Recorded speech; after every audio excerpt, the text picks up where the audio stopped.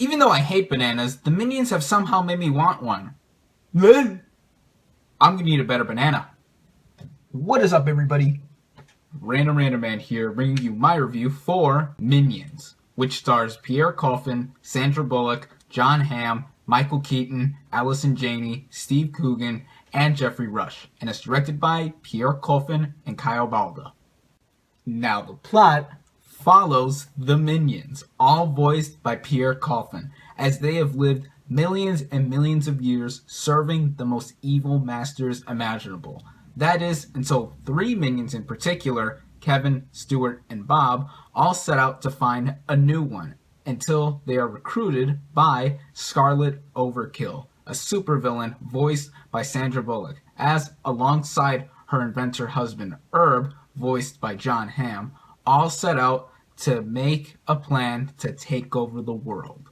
As this movie is a prequel spin-off to a very popular animated franchise, I was naturally pretty excited to see this film. I love the Minions personally. They are very cute, adorable, fun, funny, and I don't think they're very annoying. Even though many other people say they are, I personally don't think so. And I am a fan of the films that they came from. As the original Despicable Me, I really like, and Despicable Me 2, I like even more, especially with Kristen Wiig's character. So naturally, as the Minions have finally gotten their own film, it only seemed natural and obvious, I really was interested to see how they would carry their own film. Were they successful? Let's run down the whole thing.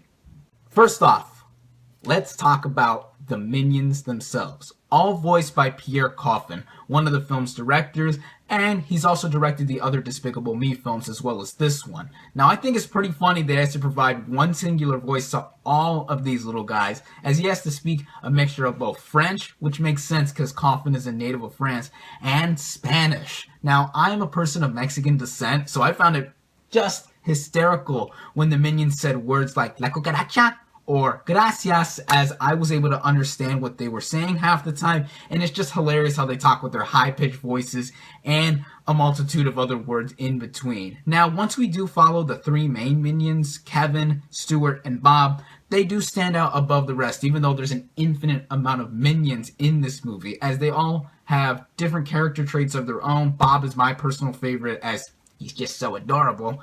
We also have other human characters here, though. We have Sandra Bullock as Scarlet Overkill and Jon Hamm as her husband, Herb. Both of these characters are too funny as well. Scarlet Overkill is this very elaborate, overly sensitized type of villainess, super villainess, and I really like Sandra Bullock there. She is no stranger to comedy, and she's excellent whenever she's involved. But Jon Hamm really surprised me, as I couldn't believe it was Jon Hamm voicing this comedic character. The antics he has with Scarlet and the Minions are just too funny, to say the least. He really stunned me in his comedic turn as this very eccentric character. We also have Michael Keaton and Allison Janney voicing the husband and wife of a family of robbers, and for the big moment they have on screen together, they're pretty funny, even though they do pop up a couple of times later on in the film. We have Steve Coogan voicing a couple of background characters, and he's fine for the characters he had a voice. And Jeffrey Rush narrates this film with his very British accent, and he provided some nice comedy as well, as he kept the narrative going, even though the movie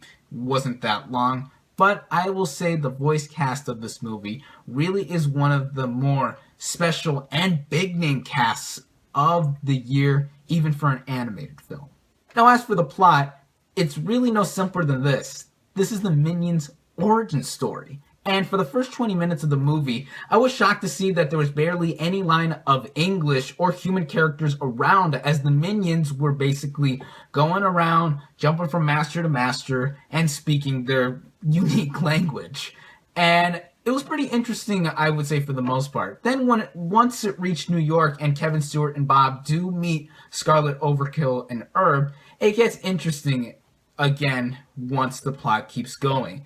I'm going to say that some jokes did fall flat here and there, as unlike certain other animated movies, this movie's going to really go more to the kids' side on that spectrum. As with the other Despicable Me movies, and for any good animated CG film in general, The animation is vibrantly utilized all around. It's hysterical once some of the character animations get pretty messed up and pretty outlandish for their own good. And it looks nice all around. The movie is, again, really funny in my opinion. Some of the laughs really hit, but some of the laughs fell flat once it reaches the ending. There's this huge, spectacular finale involved, and I would say it's worth seeing the film up to that point when the huge scene does pop up. And you better not dare let anyone spoil the ending of this film, because it connects so perfectly well. It is the perfect segue for Despicable Me. Enough said. And stay for the credits too. There's some funny stuff to be had involved as well. Is it my personal favorite of the series though? I would say no. I personally prefer Despicable Me 2 the best out of any of these three films, but I am still excited for Despicable Me 3, which is due out in 2017, and can't get enough Minions. Minions are the reason to see this movie. I love the Minions, and if you love the Minions too, you're really going to enjoy this film. My final thoughts on this movie are that the Minions truly succeed in this movie. The animation is just flat out vibrant and bananas, in my opinion.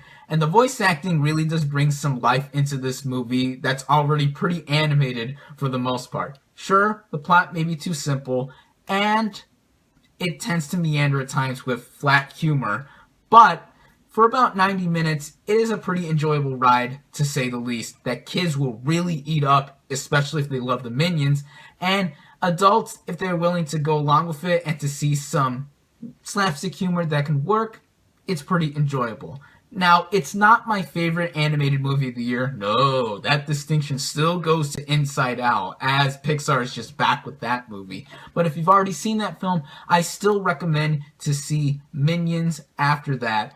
And, of course, Despicable Me fans, you are already going to see this movie multiple times maybe, as this movie is going to make a lot of money as the Minions.